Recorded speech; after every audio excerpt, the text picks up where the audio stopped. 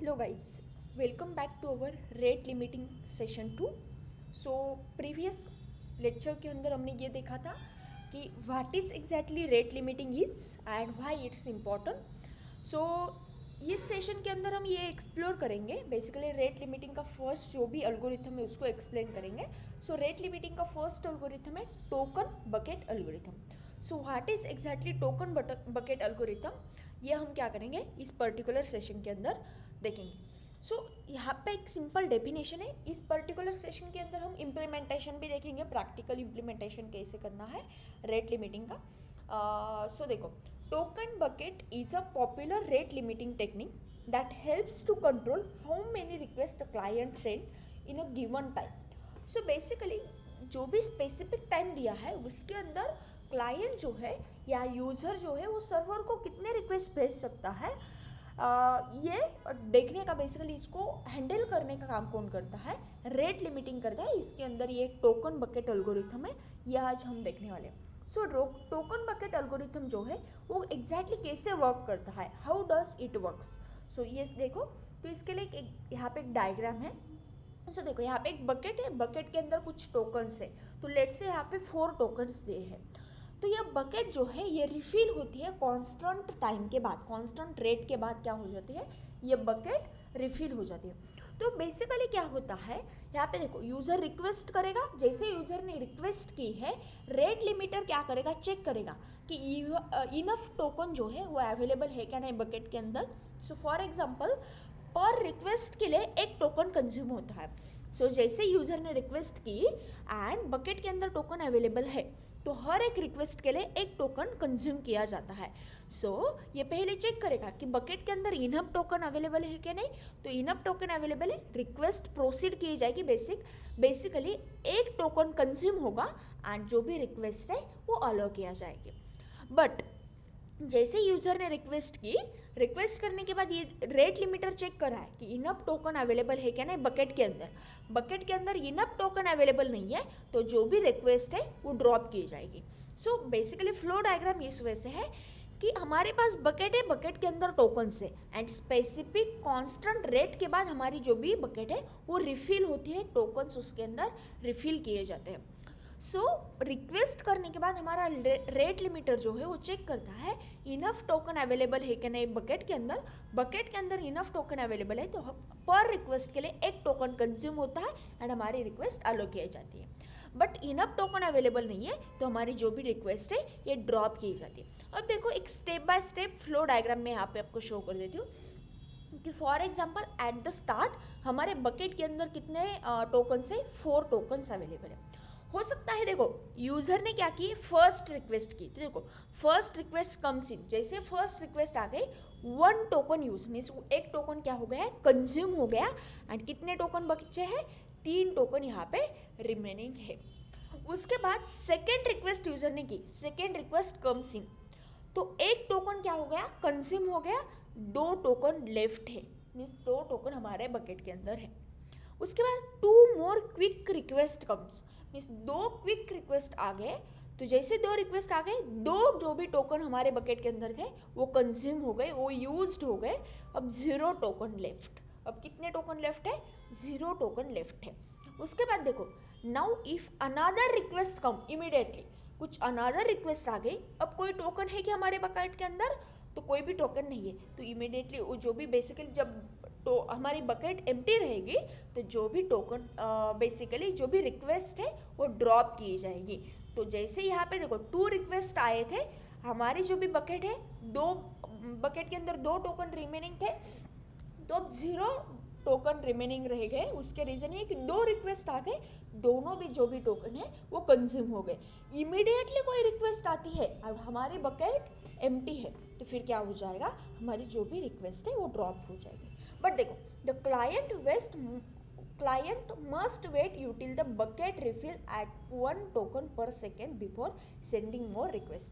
सो user को क्या करना पड़ेगा, स्पेसिफिक टाइम वेट करना पड़ेगा जब तक जो भी बेसिकली बकेट है वो रिफ़िल नहीं होती। तो हमारी बकेट रिफ़िल कब होती है, और स्पेसिफिक बेसिकली कांस्टेंट रेट के बाद क्या हो जाती है, कांस्टेंट टाइम के बाद हमारी बकेट जो है रिफ़िल होती है। तो ये step by step flow diagram है। तो पहले तो यहाँ पे 4 टोकन्स थे, जैसे एक रिक्वेस्ट आ गई एक टोकन कंज्यूम हो गया, 3 जो भी हमारे टोकन है वो लेफ्ट मीन्स बेसिकली 3 टोकन हमारे बकेट में बचे हैं। जैसे बेसिकली सेकेंड रिक्वेस्ट आ गई, अगेन एक टोकन कंज्यूम हो गया, 2 टोकन जो है हमारे बकेट में बचे हुए हैं। उसके बाद जैसे 2 रिक्वेस्ट आ गए, दोनों जो भी टोकन हैं वो कंज्यूम हो गए, 0 टोकन हमारे बकेट के अंदर लेफ्ट है। इमीडिएटली कोई रिक्वेस्ट आ गई तो अभी 0 टोकन हमारे बकेट में थे, वो रिक्वेस्ट ड्रॉप हो जाएगी एंड क्लाइंट को यूज़र को वेट करना पड़ेगा जब तक हमारी जो भी टोकन बकेट है वो बकेट रिफिल नहीं होती, तब तक वेट करना पड़ेगा। तो इसका जो भी प्रैक्टिकल इम्प्लीमेंटेशन है वो हम क्या करेंगे इस सेशन के अंदर अभी देखेंगे, इम्प्लीमेंटेशन ऑफ टोकन बकेट। तो यहाँ पे मैंने क्या किया है, एक सिंपल Node.js का एप्लीकेशन क्रिएट किया है। तो Node.js का एप्लीकेशन, Node.js Express.js का एप्लीकेशन मैंने यहाँ पे क्रिएट किया है। इसके अंदर मैंने यहाँ पे जो भी बेसिकली कोड है, इम्प्लीमेंटेशन है टोकन बकेट का, वो यहाँ पे राइट किया है। तो मैं आप लोगों को एक्सप्लेन करूँगी लाइन बाय लाइन कि यहाँ पे मैंने बेसिकली क्या किया है। एंड ये जो भी है बेसिकली इसका कोड, ये कोड आपको मेरे ब्लॉग के अंदर मिल जाएगा मीडियम के ऊपर। इसका ब्लॉग मैंने ऑलरेडी पब्लिश किया है। सो ये टोकन बकेट एल्गोरिथम है। सो इसके अंदर पूरा थेराटिकल एक्सप्लेनेशन वगैरह दिया है। यहाँ पे जो भी कोड मैं अभी एक्सप्लेन करने वाली हूँ वो कोड भी इसके अंदर ऐड किया हुआ है। सो अब देखो हम क्या करेंगे, इस कोड को पहले एक्सप्लेन करते हैं, बेसिकली कोड को अंडरस्टैंड करने की कोशिश करते हैं। पहले तो ये मेरे पास कोड है, मैंने सर्वर को रिस्टार्ट कर देती हूँ। तो मैंने सर्वर को npm स्टार्ट किया, सर्वर को मैंने क्या किया है, स्टार्ट कर दिया है। जैसे मैंने सर्वर को स्टार्ट किया, अब हम क्या करेंगे, बेसिकली इसको टेस्ट करने की कोशिश करेंगे।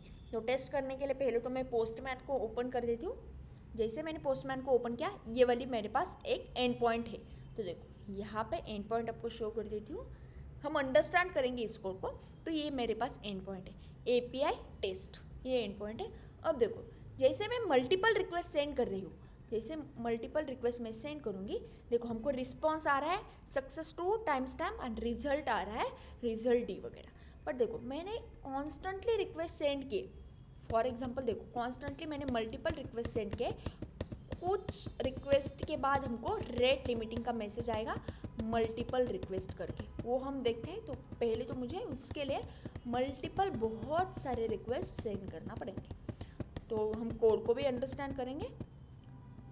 अभी आई थी, ठीक है, 1 minute, shit again,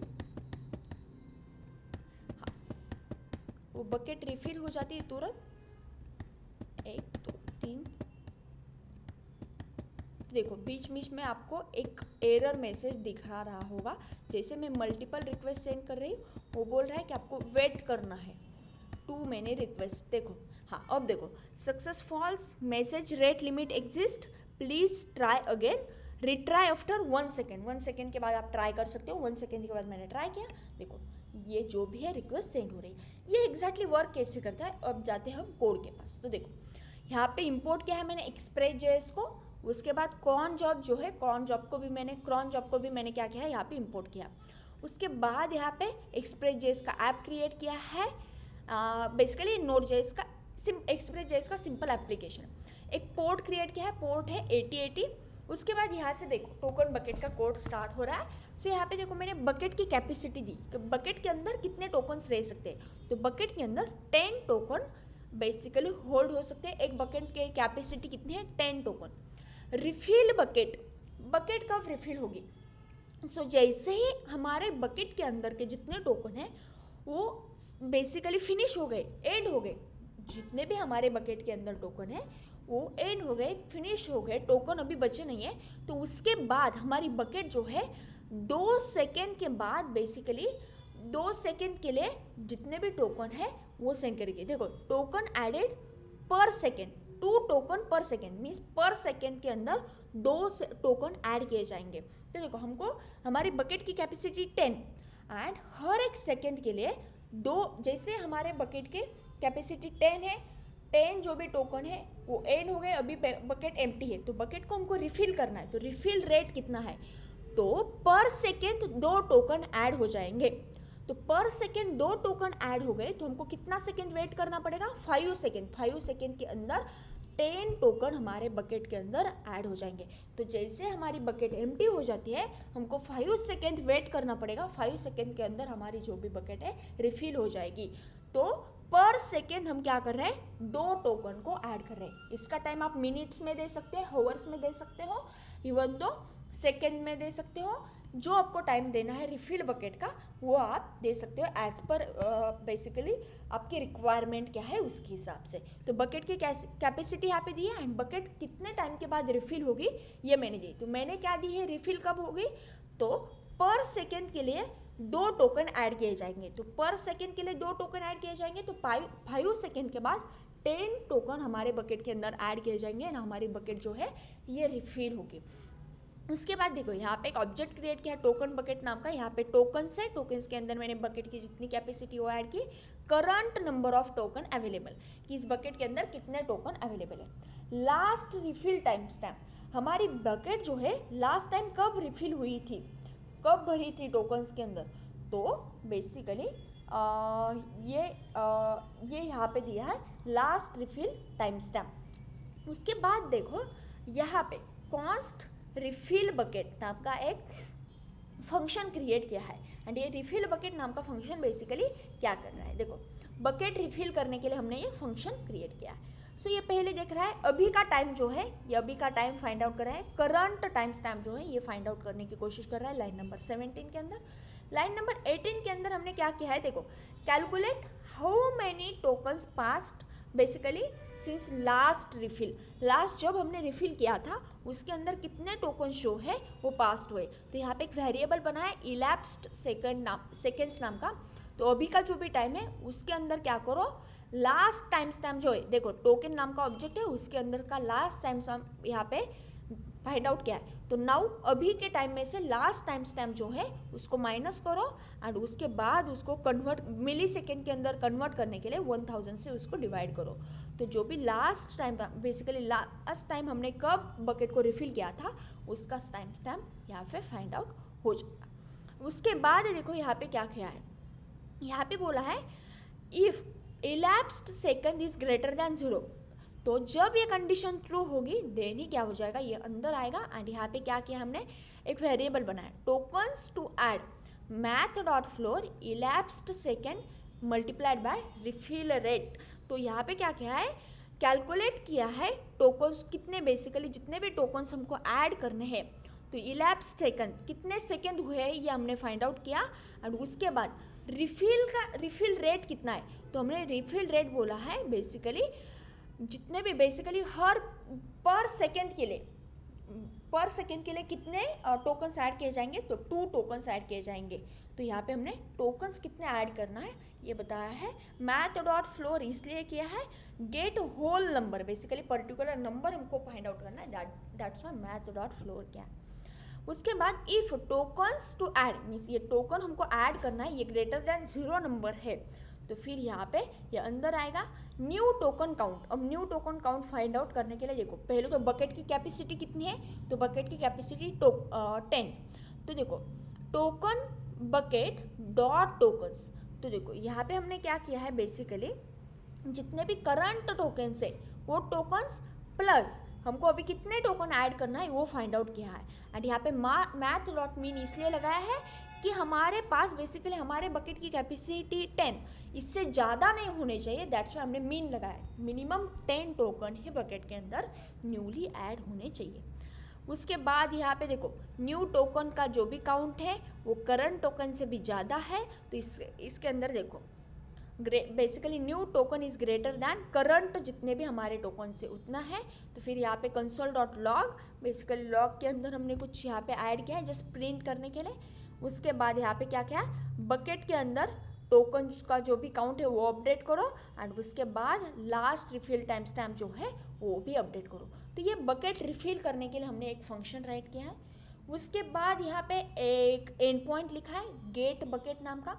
gate bucket के अंदर हम क्या कर रहे हैं बेसिकली यहाँ पे फर्स्टली बकेट को sure basically bucket up to date है क्या नहीं ये चेक कर रहा है, एंड उसके बाद यहाँ पे हम क्या कर रहे हैं, रिस्पॉन्स सेंड कर रहे हैं बकेट का स्टेटस चेक करने के लिए। बेसिकली ये एंड पॉइंट है, पहले तो बकेट को अप टू डेट करो, देन उसके बाद बकेट की मैक्सिमम कैपेसिटी कितनी है, बकेट के अंदर अवेलेबल टोकन्स कितने हैं, उसके बाद हाउ फास्ट बेसिकली हमारे जो भी टोकन है वो रिफ़िल हो जाएगी, मीन्स हमको वो कितने टाइम वेट करना पड़ेगा, एंड उसके बाद देखो यहाँ पे दिया है next refill happens. Next refill जो है वो कब हैपन होगा, कितने सेकेंड्स के बाद होगा, ये यहाँ पे दिया है। तो ये जस्ट हमारे बकेट का जो भी स्टेटस है ये चेक करने के लिए बकेट नाम की एंड पॉइंट हमने यहाँ पे क्रिएट किया है।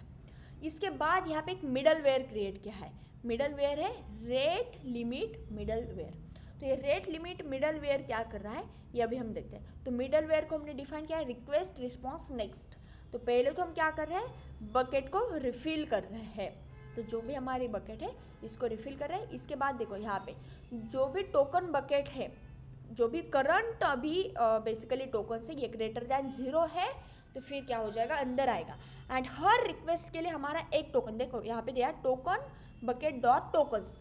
तो हर यहाँ पे दिया है -=1। तो इसका मीनिंग है हर एक रिक्वेस्ट के लिए हमारा एक टोकन जो है वो कंज्यूम हो जाएगा। तो हर एक रिक्वेस्ट के लिए हमारा एक टोकन कंज्यूम हो जाएगा।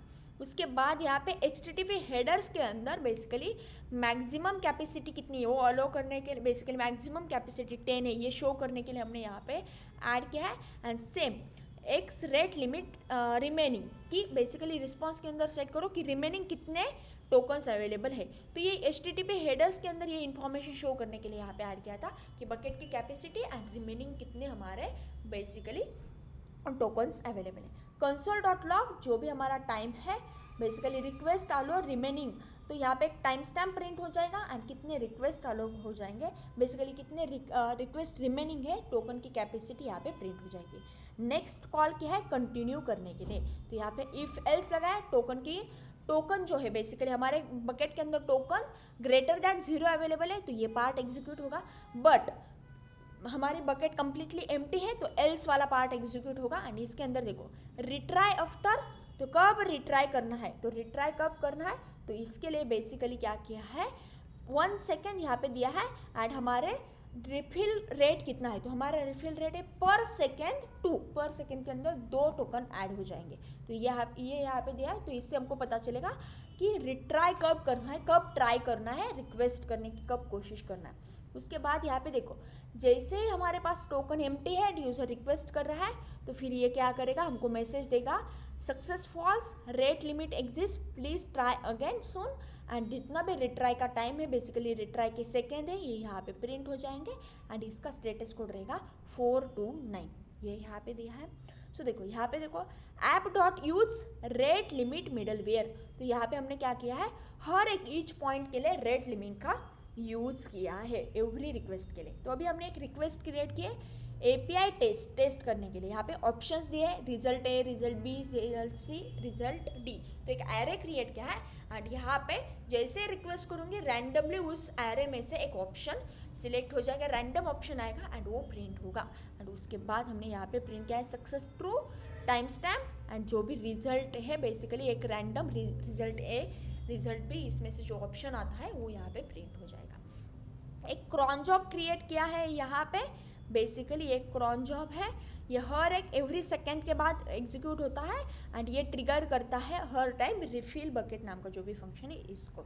तो अब देखो अभी मैंने यहाँ पे आपको दिखाया था कि जैसे मैंने मल्टीपल रिक्वेस्ट किए, अब देखो जैसे मैं रिक्वेस्ट कर रही सिंपल ये क्या हो रहा है, ये बेसिकली एक्सेस हो रहा है, अब हमको रिजल्ट मिल रहा है। जैसे मैं फास्ट थोड़े रिक्वेस्ट करूँगी, मल्टीपल रिक्वेस्ट फास्ट करूँगी, हमारी बकेट जैसे एम्प्टी हो जाती है ये रेट लिमिटर क्या करेगा, basically 429 too many request throw करेगा। तो देखो अभी देखो आपको दिख रहा होगा, अगेन हम वेट करते हैं रेट लिमिटिंग हिट होने तक। हाँ अब देखो यहाँ पे success false too many request and ये बोल रहा है रिट्राई 1 सेकेंड के बाद रिट्राई करो। तो इसका मीनिंग है हमारी बकेट एम्प्टी हो गई एंड हमारी बकेट रिफिल कब होती है, तो एवरी सेकेंड के बाद ये 2 जो भी है बेसिकली पर सेकेंड 2 टोकन ऐड करता है। तो एटलीस्ट हमको 5 सेकेंड वेट करना पड़ेंगे। तो हो सकता है इसके अंदर 4 सेकेंड हो गए तो वो बोल रहा है कि रिट्राई करो 1 सेकेंड के बाद। तो जैसे आपने 1 सेकेंड के बाद रिट्राई किया, हमारी रिक्वेस्ट जो है एक्सेस हो जाएगी। तो ये है बेसिकली टोकन बकेट एल्गोरिथम। तो ये टोकन बकेट एल्गोरिथम के अंदर प्रैक्टिकल एग्जांपल यहाँ पे दिया है। तो इस प्रैक्टिकल एग्जांपल का जो भी कोड सारी चीज़ें हैं ये यहाँ पे मैंने ब्लॉक के अंदर मेंशन किया, ये आपको देखना है एंड यहाँ से लर्न करना है। तो ये हमारा token bucket algorithm rate limiting का फर्स्ट एल्गोरिथम है। तो हम क्या करेंगे नेक्स्ट सेशन के अंदर रेट लिमिटिंग का जो भी नेक्स्ट एल्गोरिथम है लीकी बकेट एल्गोरिथम उसके बारे में लर्न करेंगे। Okay guys, so see you in a next session.